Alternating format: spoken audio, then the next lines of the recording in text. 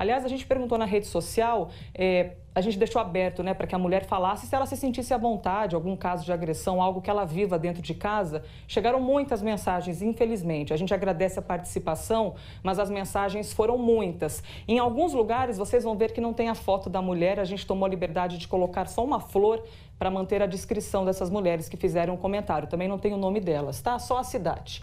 Esse comentário chegou aqui de Taubaté. Aqui em Taubaté eu fui muito mal atendida. Perdi uma manhã inteira, tá falando da delegacia, tá? Perdi uma manhã inteira para nada e me senti humilhada quando fui embora. Recado de Caçapava. Infelizmente, em Caçapava não há delegacia da mulher. Eu fiz vários boletins e fui aconselhada a voltar para casa. Já fui agredida fisicamente e atualmente, olha só que sinceridade dessa mulher nesse comentário, e atualmente sou agredida verbalmente. Quando a gente fala verbalmente, isso aqui é agressão. Tem gente que pensa, só porque ouviu umas palavras, está reclamando. Não, isso é agressão também, não é só agressão física, não. A gente tem mais comentários ainda aqui, ó. Caraguatatuba, vejam esse. Tentei me separar, mas ele se achava dono de mim. Um dia ele me encontrou na saída de uma balada, me arrastou para um lugar escuro e quase me matou. Na delegacia disseram que eu teria que ir ao pronto-socorro, trazer um atestado para poder fazer o boletim de ocorrência. Triste, o relato dela era maior ainda, tá? A gente resumiu aqui no que a gente poderia exibir, porque é um relato muito triste que essa moça fez. Se você sentir curiosidade de ler todos, é só entrar na rede social do Link Vanguarda. Maria Centenário, de Pindamonhangaba, a sociedade precisa debater. Precisamos maior engajamento de todos no sentido de promover efetivas mudanças na sociedade em relação à não violência à mulher. O que mais que tem aqui embaixo? Eu vou ler um pouco mais, tá? Porque o assunto é importante demais, a gente não pode deixar isso passar batido. Jacareí, para mim, na delegacia, disseram que agressão verbal e psicológica não existe, que era coisa da minha cabeça. Você acredita nisso, Abranches? Então, eu estou pensando nisso aqui, Elis, eu vi esse conjunto de recados aí que está no nosso touch, para que você possa acompanhar como é que isso incomoda muita gente. Na reportagem ficou assim clara a questão da lei, na palavra da delegada. A lei, Maria da Penha, veio sim melhorar bastante essa área de proteção em torno da mulher vulnerável, sob várias condições, condição econômica, agressão física, agressão verbal, agressão moral. A Lei Maria da Penha veio penalizar o homem agressor. Agora, é evidente que uma lei existe para normatizar, para fazer uma relação ficar mais saudável.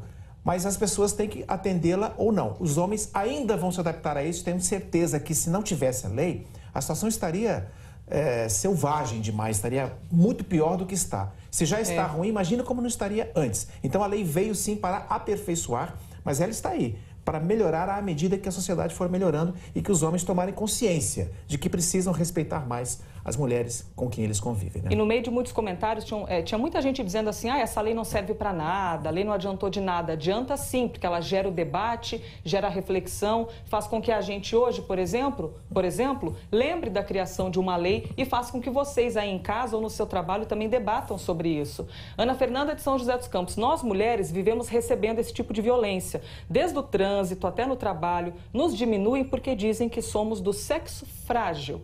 Sexo frágil. Qual será o homem? Será que o homem daria uma entrevista falando sobre isso? Dizendo que nós mulheres somos do sexo frágil? Por fim, Amanda de Caraguatatuba, com medo de não dar conta sozinha, muitas se prestam a essa situação por não trabalhar e depender somente do marido. Vamos à luta, mulherada. Mesmo passando por dificuldades, podemos correr atrás e vencer. Ótima mensagem para a gente encerrar esse tipo de assunto, né? Vai conhecer agora uma relação de amor entre uma família de Caraguá e um caminhão. Há 42 anos, o Verdão, como é chamado, foi comprado e vem passando por gerações dentro da família. Só que na semana passada, ele foi levado por bandidos. Na velocidade que eu falava assim, até gosto de ver. É 550 km por hora, Deus o livre guarde. Esse é o Eduardo com o Verdão. Se bem que ninguém conhece como Eduardo, e sim como o Cadu e seu caminhão verde 77, um companheirão. É de família, de pai para filho, então tem uma ligação muito forte, né? Uma história, é uma vida que a gente tem ali, né? A relação desses dois já foi motivo de muitas brigas, tamanho era o cuidado dele com o caminhão. Foram pelo menos 10 anos para conseguir cuidar da carroceria, refazer o motor. Não era bonitão assim não, era com motor velho, motor ruim, tinha um motor Detroit, a carroceria ruim. Não tinha. Daí a gente foi arrumando, foi ajeitando. Chegou um dia que ele chegou em casa chorando, falou que ia vender o caminhão, colocou a placa de ventos, isso foi em 5 minutos. Colocou e já tirou. O pessoal até brinca, né, que ele cuidava mais do caminhão do que da mulher. Até a festa de aniversário do Cadu foi com o tema Verdão e olha que ele é corintiano. Os convidados entrou em casa aqui e falou, mas quem que é o aniversariante? É você ou é o caminhão? Porque o tema era tudo o caminhão. Mas faz uns dias que o Verdão foi embora. Ele foi furtado na última quinta-feira de madrugada. Era exatamente desse lado da rua que todos os dias o Verdão ficava estacionado depois que o Eduardo chegava em casa. Aqui na rua não tem um morador sequer que não conheça a história do Verdão e a relação dele com o Eduardo. Na madrugada em que o Verdão foi furtado, quando os bandidos ligaram o motor, os vizinhos pensavam que era o Eduardo saindo para mais um dia de frete. Não viu o caminhão, a gente toma um choque, né? Uma ferramenta de trabalho, é assim, não é mais o Verdão também, entra na história, mas é mais também a ferramenta, né? É o trabalho meu, né? O Cadu fez o BO na Polícia Civil e os amigos companheiros começaram a buscar informações sobre o paradeiro do Verdão. Um vídeo tomou conta das redes sociais. O Verdão foi visto passando por São Sebastião e até em Cubatão os caminhoneiros disseram ter visto o veículo. A primeira notícia que eu tinha é que ele foi visto passando por um amigo dele, caminhoneiro também, na divisa ali nas Cigarras. Aí dali pra frente eu comecei a procurar pelas filmagens. Quem já passou por uma situação parecida há 2 anos reclama da sensação de insegurança. Ainda mais quando um crime envolve um caminhão antigo. Tem muito pai de família aí desesperado. Perde o caminhão, é pessoas carentes, cara. Pessoa pobre, é caminhão velho. Não é um caminhão rico, não. É um caminhão chique, top, não. É só caminhão velho que tá fugindo daqui. O Verdão está por aí, certamente sem os mesmos cuidados. E a esperança do Cadu e da família é que ele volte. E recomeçar tudo do zero não vai ser problema. Pode vir faltando tudo, carroceria, cabine, sem motor. Mas o importante é recuperar, né? A gente encontrando já tá bom. Que pena, né? Em nota, a Secretaria de Segurança Pública informou que o caso está sendo investigado pela Delegacia de Caraguatatuba e que imagens do DER já foram pedidas para ajudar na identificação dos suspeitos. A Secretaria informou ainda que as polícias civil e militar fazem operações constantes em estabelecimentos suspeitos de receptação. Mas a gente ainda segue falando sobre as mulheres. Aqui no jornal, muitas vezes, o que ajuda a mulher a se levantar de situações como essas é a dedicação à carreira, é se envolver num amor pelo próprio negócio. É isso aí. Em Jacareí, um projeto tem ajudado mulheres a serem empreendedoras de sucesso. A Flávia trabalhava na área de comércio exterior, mas há uns 3 anos ela colocou no currículo a experiência de empreendedora. Depois de sair da antiga empresa, a casa dos pais virou um novo escritório. A papelada deu lugar a essas roupas aí e o celular virou ferramenta para atrair clientes. Trouxe novidades. Trouxe um vestido que você havia gostado, uma saia. A gente se encontra e vou até você. Eu sempre gostei dessa área de vendas. Eu tinha uma tia, irmã da minha mãe, que ela sempre trabalhou com roupas. E infelizmente a gente perdeu, né? Ela faleceu e meu tio pediu para eu seguir, né? Dar continuidade, inclusive algumas clientes dela que eu atendo. E nessa mudança de vida, até a filha ganhou mais tempo junto dela. Aliás, o tempo passou a ficar mais sob controle. Não tinha muito tempo para estar com ela. Tudo tinha que ser, tipo, se eu precisava viajar, tirar umas férias, era tudo em função da empresa. Hoje já não. Hoje é em função mais da minha filha. E quem também passou a enxergar melhor seus objetivos foi a Vanessa. Nessa ótica, ela já foi vendedora, depois passou para gerente e hoje é proprietária de 2 lojas da mesma franquia. Uma carreira bem sucedida, mas que envolveu muita dedicação. O desafio a gente sabe que é grande, né? E eu fui buscando conhecimento, né? Especialização nas áreas, para poder até mesmo eu agregar dentro do meu negócio, né? Porque você ser gestora e ser empreendedora, existe uma grande diferença. A responsabilidade é muito maior. E além de empreendedoras, a Flávia e a Vanessa têm outra coisa em comum. Elas participam desse grupo aqui em Jacareí, que foi criado para encorajar mulheres a se arriscarem no seu próprio negócio. O projeto Seja foi criado pela Patrícia em 2016. São reuniões semanais organizadas para tirar dúvidas e capacitar quem tem uma empresa ou então está pensando em abrir uma, mas não sabe nem por onde começar. A gente trabalha em ciclos, a gente tem palestras técnicas, comportamentais, tem rodadas de negócio, a gente tem oficinas práticas, né, para as meninas que precisam. E a gente atende tanto das empresárias mais antigas, né, com bastante tempo de empresa, como as meninas que querem começar a empreender e que querem começar direito. A ideia dos encontros também veio da Rosângela. Ela deixou o cargo de diretora de uma grande empresa para abrir a dela. Para ela, se entender como empresária é fundamental. Além de eu poder dividir com elas a minha experiência, eu aprendo demais com elas, né? Porque é outra realidade. Esse é o segundo encontro que a Adriana participa e ela já está animada para crescer junto com a empresa. Está abrindo mais a minha mente, acho que vai ajudar bastante. Os encontros têm sido fundamentais para nós. Com certeza. Com bastante risada também. Com certeza. Aqui é divertido, né? As meninas, você está vendo, são figuras. Dão risada, se divertem, se distraem. Você viu lá no comentário que você leu ali? Vamos lá, mulherada, vamos correr atrás que é a coisa da gente. Correr na frente, né? As mulheres costumam correr na frente e chegam com resultados brilhantes. Juntando, a coisa fica mais rápida, né, Elisa? Claro, se sentem motivadas, envolvidas, fazendo sentido ali para a própria vida. É muito importante. Se você se interessou, por esse projeto da reportagem, tem informação aqui de que o próximo encontro do projeto Seja vai ser hoje mesmo, às 7h30 da noite. O endereço está aparecendo aí para você. Avenida das Letras, número 1450, em Jacareí, no bairro Vila Branca. De volta com o Link Vanguarda para falar de saúde. O assunto é o sarampo. Pois é, a nossa região tem 19 casos confirmados até agora. A gente preparou aqui um mapa para explicar para vocês onde é que estão esses casos, tá? A maioria é em Caçapava, são 9 casos. Na sequência vem São José dos Campos com 5 casos de sarampo confirmados. Pindamonhangaba com 3, Atibaia e Taubaté tem 1 caso de sarampo CAD. O Ministério da Saúde considera que essas cidades aqui apresentam o que eles chamam de surto ativo de sarampo e por isso recomendou que as crianças, atenção, entre 6 meses e 1 ano sejam vacinadas. Seria uma dose extra da vacina.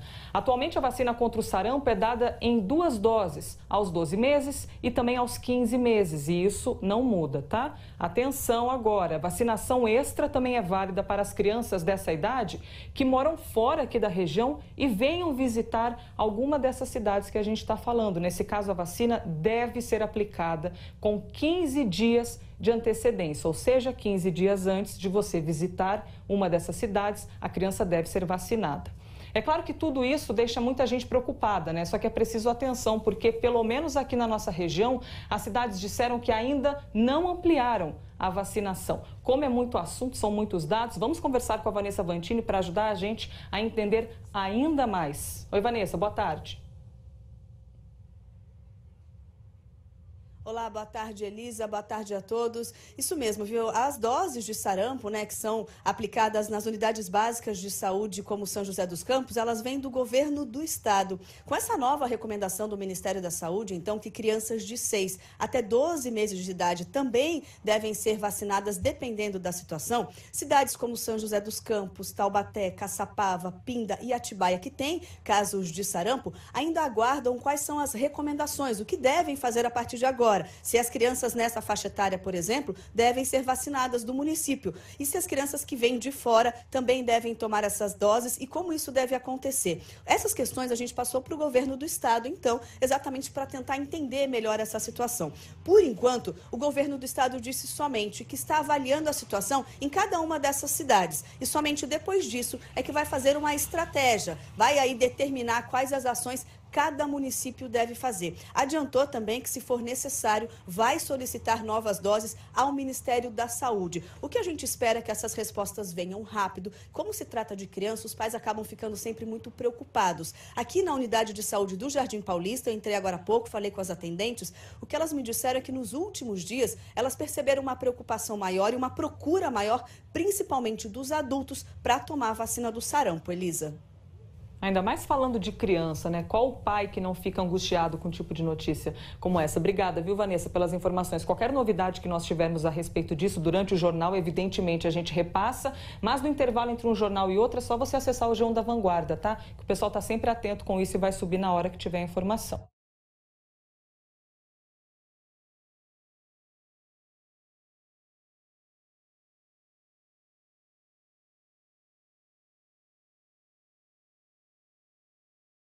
Você quer sempre o melhor, o abraço mais gostoso, o sorriso mais bonito. E na hora de escolher o melhor leite para sua família, escolhe leite pasteurizado Cooper. Mais saboroso, mais fresco e rico em nutrientes. Cooper, sua família merece o melhor. Uma fábrica de Taubaté foi invadida e roubada ontem no fim da tarde. Os bandidos renderam os funcionários e fugiram levando um cofre da empresa. O alvo dos bandidos foi esta fábrica de vidros que fica no distrito de Quiririm, em Taubaté. Um dos funcionários chamou a polícia e disse que por volta de 6 da tarde, 4 criminosos entraram na empresa pelos fundos. Eles estavam encapuzados, mas ninguém conseguiu ver se eles estavam armados. Dentro da empresa lá já sabiam que tinha um cofre e eles queriam que fosse aberto esse cofre. Como os funcionários não tinham senha, não tinham como abrir o cofre, eles fizeram um outro roubo aqui do veículo de um dos funcionários, pegaram esse cofre, colocaram no veículo e se evadiram. O carro foi abandonado próximo à rodovia Floriano Rodrigues Pinheiro.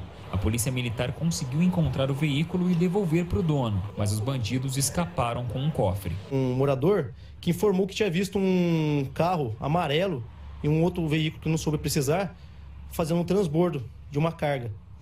Então, nossas equipes começaram a fazer as diligências aqui no local, só que são várias estradas vicinais. E em uma delas foi localizado esse veículo, que era um dos veículos roubados da empresa aí. No cofre tinha o quê? Somente dinheiro, conforme informado pelas vítimas aí. Por enquanto, ninguém foi preso e a empresa não quis falar sobre esse caso. Olha só o que aconteceu ontem à noite em Potim. Um bebê de apenas 4 meses engasgou com o leite materno. A mãe da criança pediu ajuda para uns policiais militares que faziam uma fiscalização na Avenida Mário Covas. Os policiais fizeram aquelas manobras de salvamento até que o bebê se recuperasse, né, e voltasse também os sentidos e voltasse a respirar. De tão preocupada com a situação, a mãe chegou a passar mal e até desmaiou. Mas depois, ainda bem, ficou tudo bem. Mãe e filho foram levados para a Santa Casa de Aparecida, atendidos e liberados. E teve até essa foto aí que vocês estão vendo com os policiais para registrar o momento. Vanguarda com mais um destaque do G1. Outro destaque, exoneração de diretor do INPE, Ricardo Galvão, é publicada no Diário Oficial. A saída de Ricardo Galvão foi oficializada hoje. O cientista criticou o presidente Jair Bolsonaro, que acusou o INPE de mentir sobre os dados do desmatamento na Amazônia. Galvão havia antecipado a decisão do governo pela sua saída na sexta-feira passada. A gente deu essa notícia aqui, foi depois de uma reunião com o ministro da Ciência e Tecnologia, Marcos Pontes. O Ministério divulgou em nota que a escolha do novo diretor do Instituto será feita de acordo com o mérito necessário ao cargo. Até a escolha oficial, o coronel reformado da Aeronáutica, Darkton Damião, vai atuar como diretor interino do Instituto. Notícia completa é só acessar o nosso G1 da Vanguarda. E é importante a gente falar que a violência não é só física, é psicológica também. Tem muito homem que humilha a mulher, que isola a mulher. Então, além dos meios oficiais, como a gente mostrou, né, que são a polícia e a justiça, é importante procurar ajuda psicológica também. Uma rede de apoio aqui em Taubaté faz isso, ajuda mulheres que sofrem com a violência doméstica. E quem vai trazer os detalhes ao vivo é o Bruno Pellegrini. Oi, Bruno, tudo bem? Boa tarde. Boa tarde para você, Thalita. Boa tarde para todo mundo. O apoio como é importante nesses momentos e para prevenção também. A gente está numa organização não governamental, Instituto Abraços. Aqui tem uma equipe multidisciplinar para fazer o atendimento das mulheres que sofreram algum tipo de violência. A ONG está funcionando há um ano e por aqui já passaram 57 mulheres que foram atendidas e continuam sendo acompanhadas. Vou conversar agora com a Adriana, que vai dar os detalhes para a gente, para entender. Um momento tão dolorido para a mulher, né?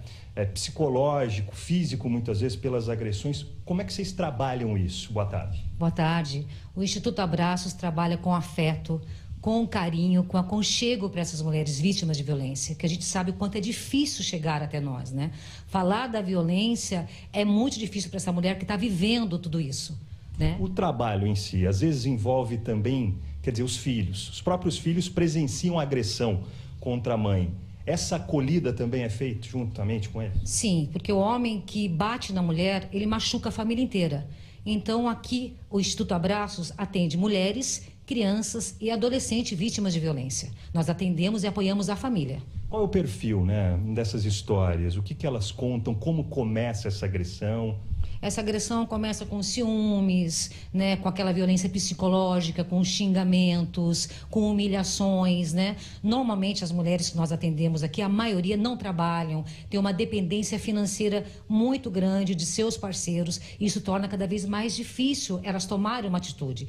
Quando elas chegam aqui, muitas vezes elas já passaram por vários lugares. Muitas vezes também elas já registraram vários boletins de ocorrência e não seguiram adiante. É bem complicado. A gente tem conseguido alguns êxitos aqui que são bem importantes para elas, principalmente por causa do nosso atendimento psicológico individualizado.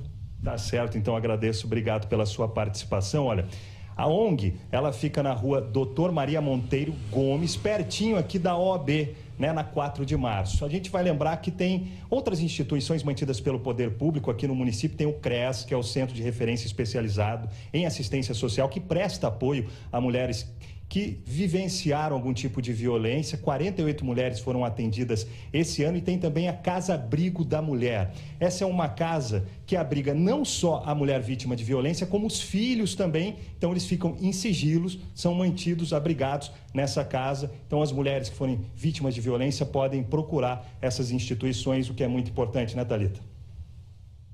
Sim, é um assunto para políticas públicas, né, Bruno? Ainda bem que tem ONGs que fazem um trabalho importantíssimo, mas as prefeituras, né, o Estado, todo mundo tem que pensar nisso também e oferecer tratamentos de graça. Obrigada pelas informações. A gente está falando de um apoio psicológico para a mulher que é vítima de violência, mas é importante lembrar que o homem também precisa de tratamento, especialmente o homem que é ciumento, que não aceita, por exemplo, um fim, né, de relacionamento. E olha que bacana, hoje à noite vai ter um fórum de discussão para falar sobre esse assunto aqui em Taubaté. Vai ser às 19h, no SEDES, que fica na Avenida Amador Bueno da Veiga, número 220, no bairro Jaraguá. A entrada é de graça, só que tem que se inscrever antes. As informações pelo telefone que vocês estão vendo aí é o 3622-2148. Então, é um fórum para mulheres e para homens também. É importante os homens participarem, ouvir relatos, enfim, tirar dúvidas, né, Elisa? Com toda certeza, Thalita. Foi muito marcante ouvir a Tatiane dizer na reportagem que abriu o jornal: chega de ser humilhada. Ser agredida não é o normal para um amor, para um casamento, um romance, um namoro. Ser agredido não é normal. E não só sendo mulher, qualquer ser humano, homem, mulher, agressão não é o normal para um relacionamento. Quando a gente fala de agressão, falando da Lei Maria da Penha, que está ligada mais às questões domésticas, né? Apesar de que as agressões estão em todos os lugares, infelizmente. Quando a gente fala da questão doméstica, você tem a questão da mulher agredida e o trauma que fica nessa mulher e o trauma que fica nos filhos também, que depois crescem com esse sentimento. Então é o tipo de assunto que a gente tem que falar sempre. Procure ajuda, converse com alguém da sua família, com alguém que você confia. Procure uma delegacia, a delegacia da mulher. E se você não for bem atendido num desses lugares onde você deveria ser bem atendido, faça uma denúncia. Você tem esse direito, faça isso. Ou até procure um veículo de comunicação. A gente está aqui com as portas abertas. Aqui, ó, sabe como é que são aquelas coisas assim, né? Esportivas. Sabe quando você para e reflete sobre um obstáculo da vida que parecia impossível, mas que você conseguiu superar? Isso aconteceu com um jovem boxeador de São José dos Campos. Pois é, uma história muito legal. Depois de ouvir de um médico que dificilmente ele voltaria a lutar, ele deu a volta por cima e hoje se tornou campeão da categoria em que compete. É preciso ter um motivo para ficar horas e horas em frente ao saco de pancadas.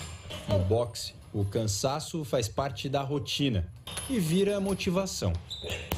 É um esporte de contato, né? Dá para descarregar bastante, né, as coisas do dia a dia. E o Felipe tá bem descarregado, viu? Começou ainda criança, aos 10 anos. Foram as luvas que fizeram com que ele chegasse a cada uma dessas medalhas na parede. E olha que ele só tem 15 anos. É claro que uma caminhada como essa precisa de uma boa parceria. O processo dele de formação de atleta começou no judô e ele veio pra gente já com a parte coordenativa já bem desenvolvida. A gente já identificou o talento e o potencial dele logo no início. Tudo ia bem, mas a carreira promissora do Felipe quase acabou nessa mesma academia. Foi num treino que ele levou a pancada mais forte da vida. E esse golpe não veio de nenhum adversário, não. Foi num aquecimento. Um movimento em falso causou uma fratura no tornozelo. E foi grave. O que ele ouviu de um médico não foi nada do que ele esperava. Ele falou que não dava mais pra continuar treinando, né? Quando ele falou aquilo lá pra você, o que passou na sua cabeça? Pensei em parar mesmo. Achei que não ia dar mais nada no boxe. Isso foi no ano passado. Foram 2 cirurgias. Mas o Felipe não desistiu.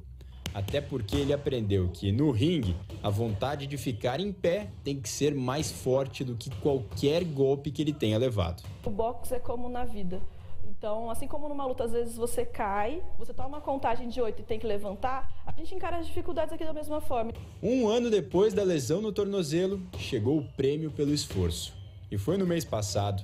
Felipe foi campeão brasileiro na categoria dele, a cadete, para menores de 16 anos até 70 quilos. Passou pela cabeça que você... Nossa, passou um filme. É.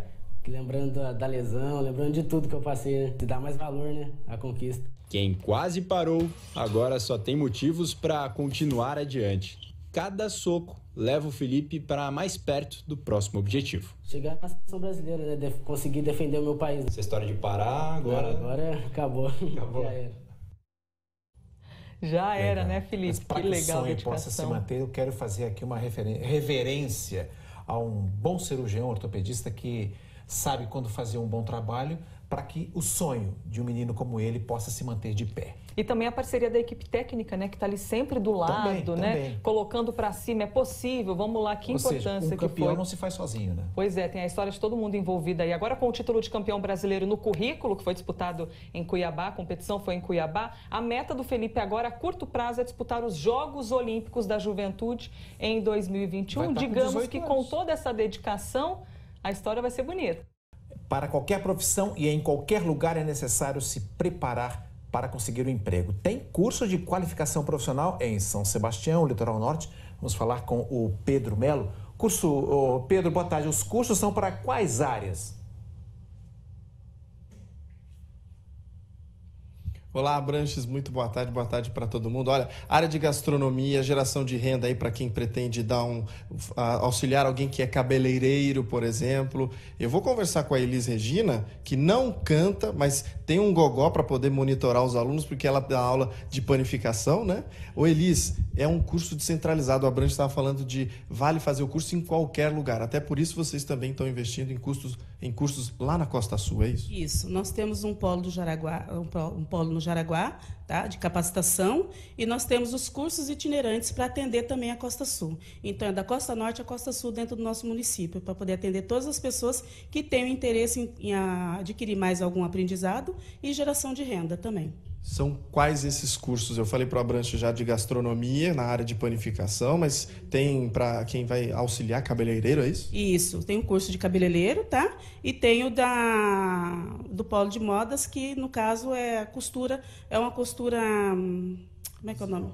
Inicial. Tá? São todos cursos de capacitação, que as pessoas saem de lá com uma noção básica, mas que vai de encontro à realidade da comunidade ao qual nós atendemos. Para se inscrever tem que ser morador de São Sebastião e na unidade, quais são os documentos? Isso. Tem que ser morador dentro do município de São Sebastião e os documentos que é pedido é um RG, tá? E um comprovante de residência. E as pessoas podem procurar o polo de capacitação na Costa Norte e na Costa Sul, as assistentes sociais nos próprios CRAS. Muito obrigado pela sua entrevista, pela simpatia também, viu? Os cursos são 51 vagas disponíveis, todas as informações estão lá no g1davanguarda.com.br/vanguarda, tem tudo lá e já começa a partir da próxima segunda-feira, dia 12. A gente volta aí para o estúdio. É isso aí, Pedro, esse é o desafio da qualificação profissional. Obrigado. A novidade, daquele concurso público de Pindamonhangaba, realizado no último domingo, ele foi suspenso pela prefeitura. Isso aconteceu depois de reclamações de alguns candidatos. Nós falamos disso aqui na segunda-feira. Entre os problemas relatados, teve gente reclamando que a prova atrasou 1 hora para começar, que faltou sala para todo mundo e que tinha até provas sem lacre. Pelo menos 30 pessoas registraram queixas na ouvidoria da Prefeitura e também na polícia. O concurso teve 39 mil inscritos para preencher 127 cargos. A decisão da Prefeitura foi anunciada depois que a promotoria recomendou a suspensão do concurso.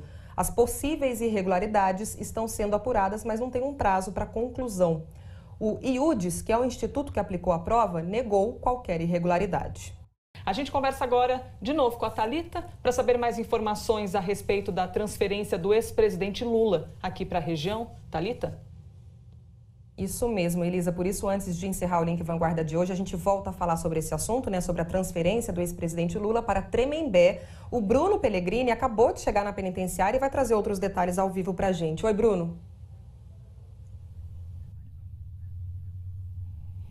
Olá novamente para você, Thalita. A gente está em frente aqui a P2 de Tremembé, por onde foi determinado, então, pelo juiz Paulo Eduardo de Almeida, da Justiça Estadual, foi determinado por ele a transferência do ex-presidente Luiz Inácio Lula da Silva aqui para P2. Nesse momento não há nenhuma movimentação por aqui. O que se sabe é que com a transferência do presidente para P2 de Tremembé, provavelmente ele vai ficar durante 30 dias isolado em uma cela aqui da penitenciária e depois desse período, aí provavelmente ele vai dividir com outros presos essa cela. Não há nenhuma movimentação nesse momento. Vamos ressaltar que essa foi um pedido, né, atendido da Polícia Federal, que justificou que com a prisão de Lula na superintendência em Curitiba foi alterada toda a rotina, a estrutura ali da Polícia Federal, e aí a juíza Carolina Lebos autorizou a transferência dele para a unidade prisional aqui do estado de São Paulo. Então Lula deve vir, não se sabe ainda em que momento, né, quando ele vai ser transferido aqui para P2 em Tremembé, Thalita.